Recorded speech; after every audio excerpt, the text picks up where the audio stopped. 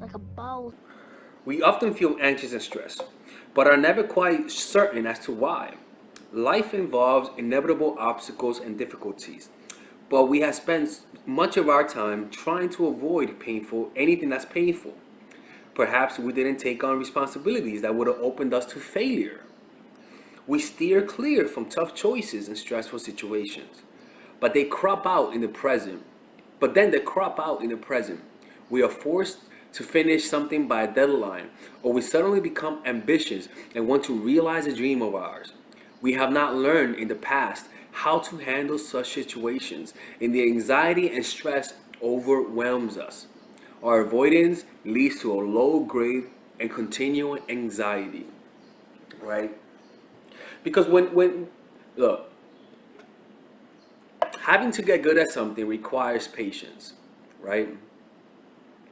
It requires you to deal with the moments of boredom to get good at something. So as you're learning something, you naturally learn how to regulate your emotions. You're bored, but you say to yourself, okay, even though I'm bored, I know that in the context of the big picture, this is necessary. So as you're talking to yourself to calm down, you're learning coping mechanisms, right? When you're on your purpose, you have to deal with moments when you don't want to do what you want to do. But if you're continually in the momentum of seeking pleasure, it doesn't take much effort to seek pleasure. And actually it does more than, finding your purpose. But what I'm trying to say is that you don't really need to control your emotions. So you don't really develop that muscle of controlling your anxieties and insecurities and boredom. So when moments come of stress and anxiety, you haven't really trained yourself to deal with it because you were always trying to find an easy route. You always took Adderall, you always drank coffee, right? You always found something to make handling reality a more easy thing. But by facing reality, by dealing with what's in front of you without needing anything on the outside, any distraction, you also not only connect with your purpose in life, but you also learn how to handle stress and anxiety. So if you're overwhelmed with stress and anxiety, it just means you're not on your purpose in life. By automatically focusing your mind on developing a sense of purpose, you will automatically have to deal with that. Automatically. It may not work the first time, it may not work the second time, but as you get better at it, you'll notice that it becomes easier, right? But if you avoid that and you try to suppress it with fun, with pleasure, that anxiety is going to be there, almost like the humming of a refrigerator. You notice that it was you notice the hum of the refrigerator once the refrigerator fucking goes down. Anyway, I lost my train of thought, people. Sorry. And finally, we feel depressed. All of us want to believe that there is some purpose and meaning to our lives, that we are connected to something larger than ourselves. We want to feel some way and significance to what we have or to what we have done. Without that conviction, we experience an emptiness and depression that we will ascribe to other factors, right? And those are the different ways that are telltale signs that you don't have or that you are not on your purpose in life.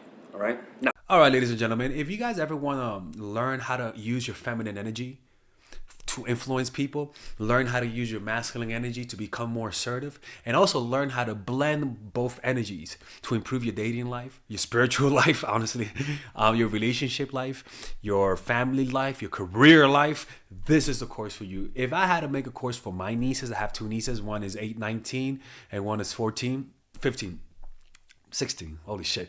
Oh my God, he's a bad fucking uncle. He's a bad uncle. Get him. Shut up, Melissa. You should get this course, right? And this is the course that I will make for them. So, for example, watch the curriculum, right? In the first week, we're going to be showing you how to establish a strong masculine foundation without letting it hurt your feminine energy. This masculine foundation is a source of who you are, right? It's your bodyguard. Without this, whatever feminine energy you create will be destroyed by the outside, because your masculine is your shield. So we'll talk about goal setting. We'll talk about how to develop a serious attitude. We're gonna be talking about how to use more logic, how to use more goal-oriented behavior. It's more how to be a man, Now the next one is how to embrace the feminine energy, right? This one would teach you about how to minimize excessive masculine traits, developing self-awareness, healing abundant feminine energy, regulating your emotion, mastering voice qualities and facial expressions, surrendering control, and allowing pain to be felt. This is honestly, this will supercharge, like Kaioken, your masculine energy. After that, we have femininity in the workplace, and how to be feminine in the workplace without letting people take advantage of you, and the nuances of how women on power should behave versus women who are subordinates in the workplace, and even the dress code. This is based on psychology, people. It's kind of insane. I'm actually excited about this one. The next week, we talk about navigating the labyrinth of male and female friendship, and this a lot of women find confusing, so we talk about that. And how to identify envious friends, how to identify the good friends, how to keep male friends, and how to keep female friends. Week 5, we talk about how to release the burden of the past and stop and destroy mental projections. This is actually really powerful. And then week 6, we talk about how to increase your observational power so that you could read people better. And we have a bunch of bonuses. The course starts at $99, and you guys can pre-order the course today at $69 before it goes out. If you're watching this, most likely I'm in the meditation retreat, so most likely I will be praying for all of you guys. And just click on the description down below of the video. Right there, you'll see it, and you could pre-order that course. It's gonna be out by the end of next month or the beginning of February of March. One of the two, people, because I have a 10-day retreat to do, and I want to finish the course after the retreat, because I think the ideas are gonna be so much better. All right, man. I'll see you guys later. Pre-order, man. I'm closing the channel.